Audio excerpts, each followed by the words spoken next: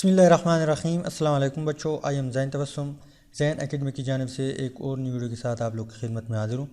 इंशाल्लाह इस वीडियो में हम कोवेलेंट बॉन्ड जो है इसके ऊपर बात करेंगे कि कोवेलेंट बॉन्ड क्या है।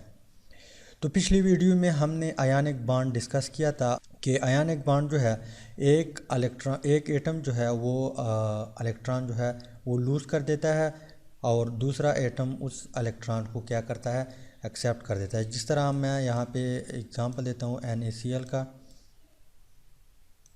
NaCl जो है इलेक्ट्रॉन लूज़ कर देता है, इसके ऊपर पॉजिटिव चार्ज आता है, और क्लोरीन जो है इसके ऊपर वो ये जो है ये वही इलेक्ट्रॉन को गेन कर लेता है, इसके ऊपर नेगेटिव चार्ज आता है और नेगेटिव चार्ज और पॉजिटिव चार्ज एक दूसरे को अट्रैक्ट कर देते हैं। तो इसके रिज़ल्ट में जो है आयनिक बॉन्ड बनता था। लेकिन कोवेलेंट बॉन्ड जो है यहाँ पे म्यूचुअल शेयरिंग होती है। क्या होती है? म्यूचुअल शेयरिंग होती है, यही कहानी नहीं होती। तो म्यूचुअल शेयरिंग का क्या मतलब, मैं आम लाइफ में एग्जांपल देता हूँ। फ़र्ज़ करें दो लोग हैं, दो पार्टनर है, वो इक्वल अमाउंट जो है पैसे आपस में जमा करते हैं, दे देते हैं एक दूसरे को, और फिर जो है एक साथ एक कारोबार जो है स्टार्ट कर देते हैं।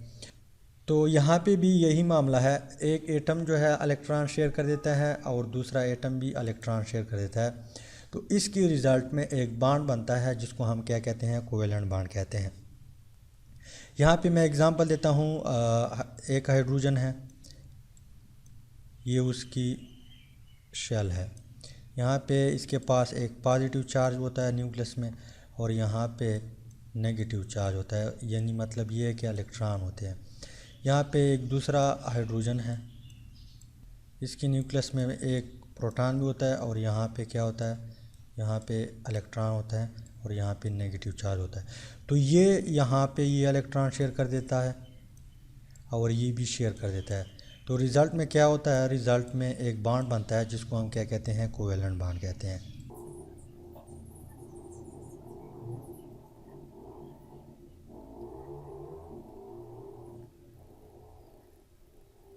तो मतलब ये कि इसने भी इलेक्ट्रॉन शेयर किया और इसने भी इलेक्ट्रॉन शेयर किया, दोनों ने शेयर करके एक बॉन्ड बनाया हुआ है। इस बॉन्ड को हम क्या कहते हैं, कोवेलेंट बॉन्ड कहते हैं। अब ये दो इलेक्ट्रॉन इस शेल में भी रिवॉल्विंग करता है और इस शेल में भी एक दफ़ा यहाँ पे आता है, फिर यहाँ पे आता है।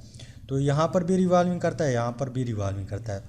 अब क्वेश्चन यहाँ पे ये राइज होता है कि ये कोवेलेंट बॉन्ड बनता किस तरह है, कोवेलेंट बॉन्ड बनता किस तरह है। मैं यहाँ पे एक दूसरा एग्जांपल देता हूँ। ये हमारे पास क्या है, ये हमारे पास हाइड्रोजन है, ये उसकी न्यूक्लियस है, ये उसकी शेल है। ये हमारे पास क्या है, क्लोरीन है, ये उसकी न्यूक्लियस है।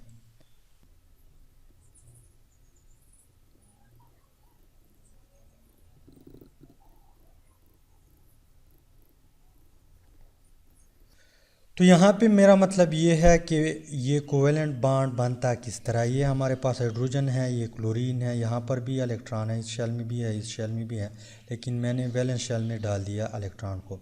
यहाँ पे एक प्रोटॉन है, यहाँ पे एक इलेक्ट्रॉन है, यहाँ पे 17 प्रोटॉन है, और यहाँ पे इनर शेल में और आउटर शेल में 17 इलेक्ट्रॉन भी है। तो यहाँ पे जब ये आपस में कांटेक्ट करते हैं, क्या करते हैं, जब एक दूसरे के करीब आते हैं, तो यहाँ पे दो किस्म के फोर्सेस हैं। एक को हम अट्रैक्टिव फोर्स कहते हैं, एक को हम रिपल्जेंट फोर्स कहते हैं।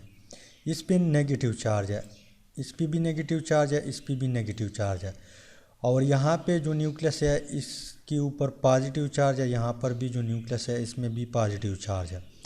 तो ये पॉजिटिव चार्ज इस इलेक्ट्रॉन को जो है अट्रैक्ट करते हैं, क्या करते हैं, इस इलेक्ट्रॉन को अट्रैक्ट करते हैं, और ये पॉजिटिव चार्ज इस इलेक्ट्रॉन को क्या करता है, अट्रैक्ट कर देता है। तो ये हमारे पास क्या है, अट्रैक्टिव फोर्स है। एक है रिपल्जेंट फोर्स, इन दोनों के बीच रिपल्जेंट फोर्स है, नेगेटिव चार्ज और नेगेटिव चार्ज, और इन पॉजिटिव चार्ज और पॉजिटिव चार्ज के बीच रिपल्जेंट फोर्स है। तो यहाँ पे दो किस्म के फोर्स है, रिपल्जेंट फोर्स भी है और अट्रैक्टिव फोर्स भी है। अगर अट्रैक्टिव फोर्स डोमिनेंट हुआ, अगर अट्रैक्टिव फोर्स डोमिनेंट हुआ रिपल्जेंट फोर्स पे, तो यहाँ पे कोवेलेंट बॉन्ड बनेगा। क्या होगा, यहाँ पे कोवेलेंट बॉन्ड बनेगा। अगर रिपल्जेंट फोर्स डोमिनेंट हुआ अट्रैक्टिव फोर्स पे तो यहाँ पे ये बॉन्ड नहीं बनेगा। तो अगर अट्रैक्टिव फोर्स डोमिनेंट हुआ तो यहाँ पे एक बॉन्ड बनेगा जिसको हम क्या कहते हैं, कोवेलेंट बॉन्ड कहते हैं। तो यहाँ पे ये हाइड्रोजन है, यहाँ पे Cl है, यहाँ पे ये भी इलेक्ट्रॉन शेयर करेगा और ये भी इलेक्ट्रॉन शेयर करेगा। तो ये दो इलेक्ट्रॉन जो है ये इस शेल में भी, यहाँ पर भी रिवॉल्विंग करता है इस शेल में, और ये दो इलेक्ट्रॉन इसी शेल में भी रिवॉल्विंग करता है। तो इसी तरह इसकी जो है डुप्लेट कंप्लीट होती है और यहाँ पे जो इसकी क्लोरीन है इसकी ऑक्टेट कंप्लीट हो जाती है। यहाँ पे मैं एक दूसरा एग्जांपल देता हूँ CH4 की। किस चीज़ की? Methane gas. मीथेन गैस में भी यही केस है, कार्बन जो है एक इलेक्ट्रॉन यहाँ पे शेयर कर देता है, यहाँ पे हाइड्रोजन आके ये भी शेयर कर देता है, यहाँ पे एक दूसरा हाइड्रोजन लगा होता है, यहाँ पे एक तीसरा हाइड्रोजन लगा होता है और यहाँ पे एक चौथा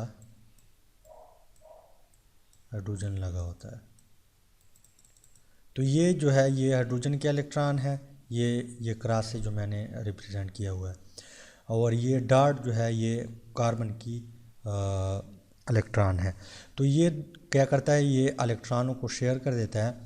शेयरिंग की रिज़ल्ट में एक बॉन्ड बनता है जिसको हम कोवेलेंट बॉन्ड कहते हैं। तो कोवेलेंट बॉन्ड हम जो है एक ब्रिज से रिप्रेजेंट करते हैं। किस चीज़ से? इस ब्रिज से हम रिप्रेजेंट करते हैं। इस तरह एक लाइन होगा, इसको हम क्या कहते हैं, जहाँ भी एटमों के बीच अगर आपको ये नज़र आए तो आपने ये कंसीडर करना है कि इसकी बीच क्या है, इसकी बीच कोवेलेंट बॉन्ड है। क्या है? इसकी बीच कोवेलेंट बॉन्ड है। अब एक और बात कि कोवेलेंट बॉन्ड जो है इसके 3 टाइप है। कितने? Single covalent bond, double covalent bond और ट्रिपल कोवेलेंट बॉन्ड। तो उसको हम इंशाल्लाह नेक्स्ट वीडियो में डिस्कस करेंगे। और आज हमने थोड़ा बहुत कोवेलेंट बॉन्ड के ऊपर बात की है। तो उम्मीद है कि वीडियो का थोड़ा बहुत आप लोग को समझ आई होगी। अगर समझ आई है तो वीडियो को लाइक करें, शेयर करें और चैनल को ज़रूर सब्सक्राइब करें। Finally thanks for watching.